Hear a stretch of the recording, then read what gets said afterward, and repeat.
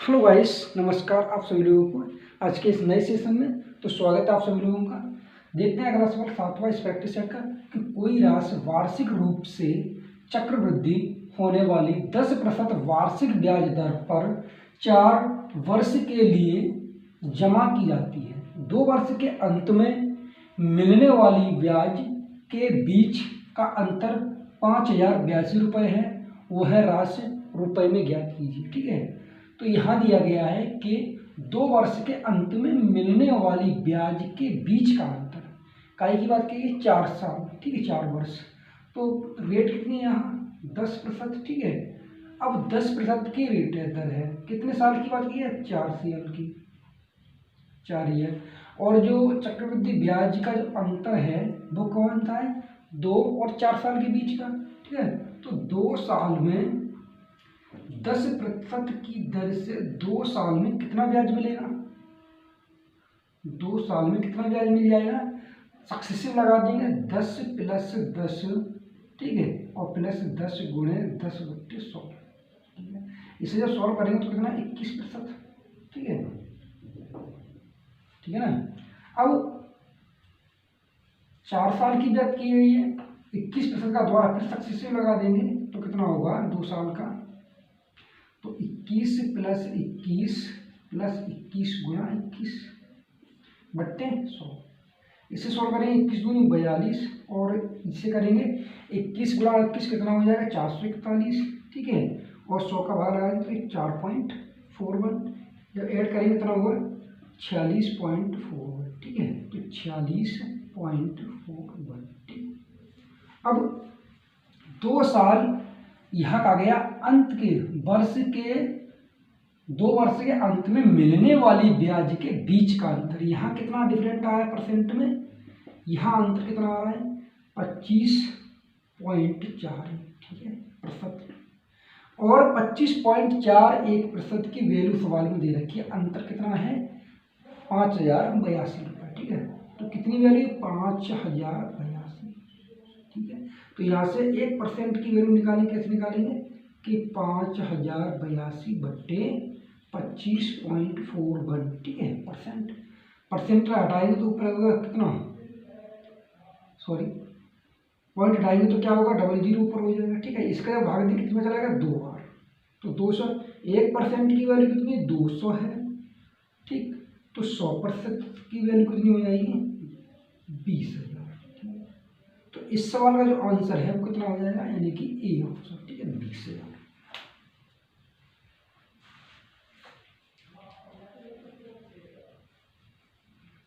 अगला सवाल दिया गया है कि ए और बी की मासिक आय का अनुपात कितना है 11:13।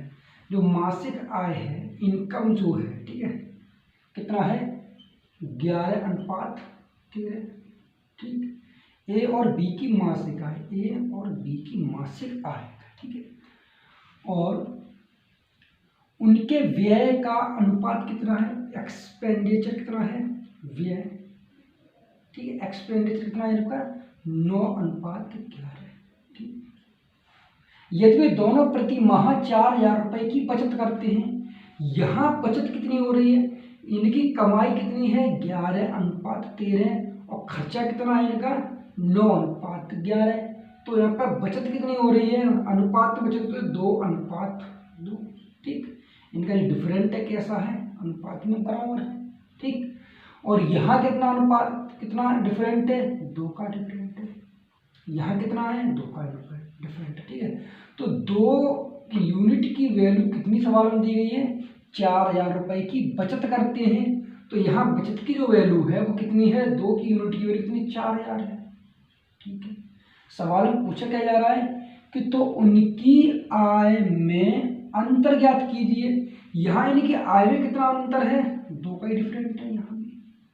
ठीक है, 2 की वैल्यू यहाँ कितनी है, 2 यूनिट की वैल्यू कितनी है 4,000 है, तो इस 2 यूनिट की वैल्यू भी कितनी हो जाएगी 4,000। तो इस सवाल का आंसर कितना हो जाएगा सी ऑप्शन। ठीक है, अगला सवाल है कि पी और उसके 3 दोस्तों का औसत भार कितना है 55 किलोग्राम है। पी और उसके 3 दोस्त, ठीक है 3x उनका औसत कितना है 55।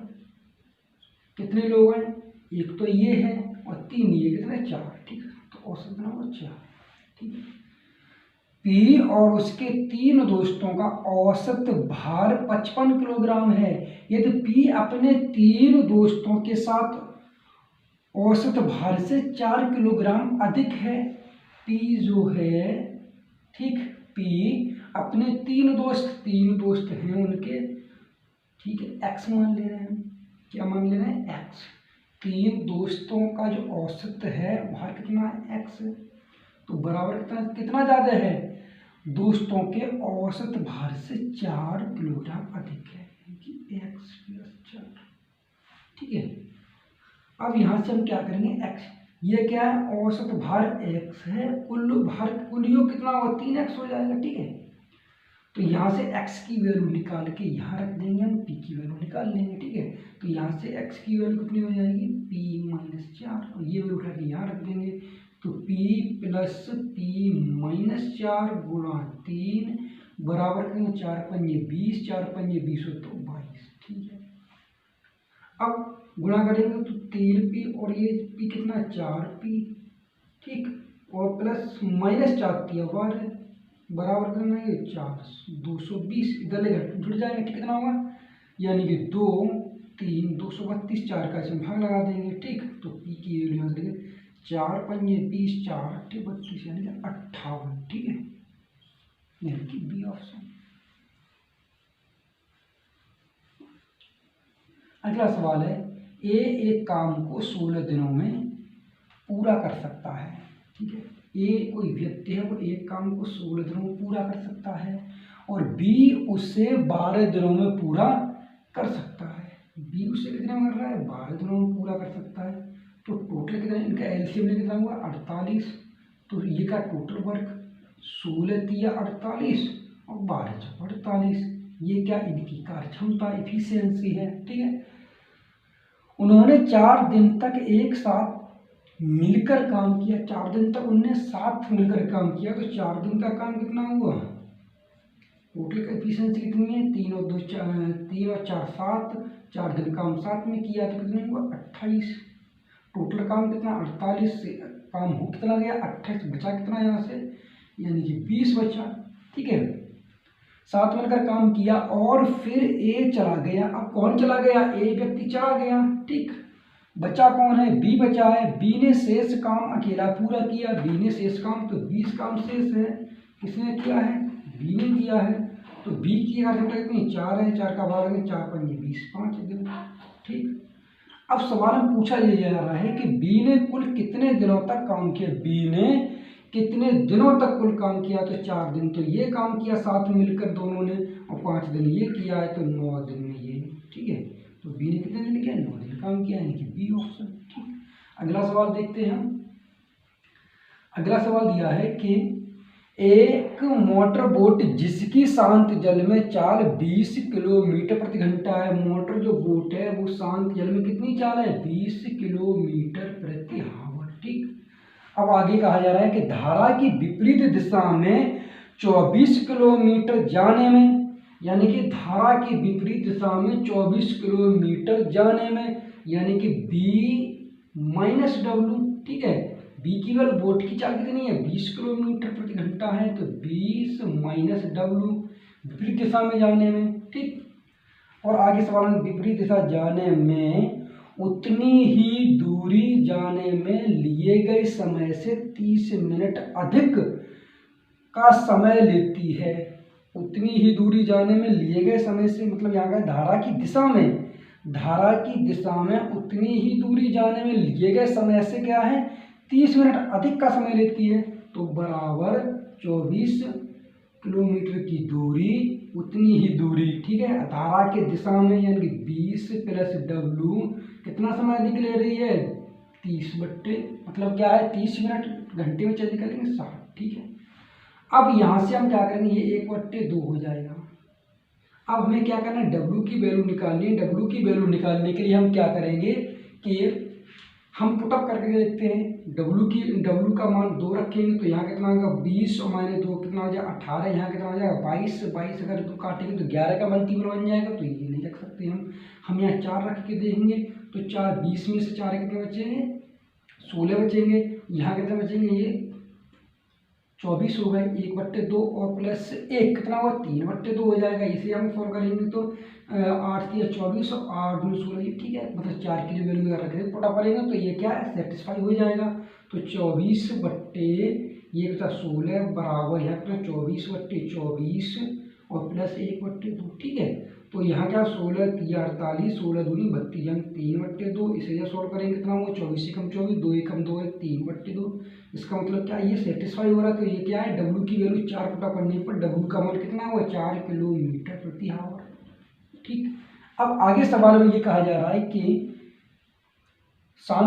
यदि शांत जल में नाव की चाल 2 किलोमीटर प्रति घंटा की वृद्धि हो जाती है। शांत जल में नाव की चाल 2 किलोमीटर प्रति घंटा की क्या होती वृद्धि हो जा रही है, ठीक है। तो 20 की जगह कितना हो जा रहा है यानी कि 2, यानी कितना हुआ 22 किलोमीटर प्रति घंटा, ठीक। अब सवाल में आगे कहा जा रहा है कि 39 किलोमीटर यहाँ है उसे धारा की दिशा में 39 किलोमीटर यानी 39 किलोमीटर जो है वो धारा की दिशा में, ठीक। तो बोट की चाल और जल की चाल कितनी है 4 प्लस कितना 22, यानी 22 प्लस 4 कितना हो जाएगा 26, प्लस आगे कहा जा रहा है 30 किलोमीटर जाने में धारा के विपरीत 30 किलोमीटर प्लस धारा के विपरीत 30 किलोमीटर यानी कि 22 माइनस कितना है 4, ठीक है।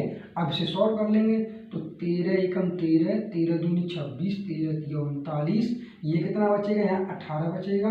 तो यहाँ काटेंगे सॉल्व करेंगे तो कितना हो जाएगा ये, यानी कि 6 पंजे 30 और 6 तिया 18, यानी कि 3/2 प्लस 5/3। इसे सॉल्व करेंगे तो एलसीएम होगा 6 और 3 तिया 9 और 5 दूनी 10, यानी कि 19/6, 6 तिया 18, 1/6, ठीक। 3 हावर हुए ये 1/6 का 60 का इसमें गुणा कर देंगे तो कितना हो जाएगा ये 6 घन, ठीक है 10, यानी 3 घंटे 10 मिनट।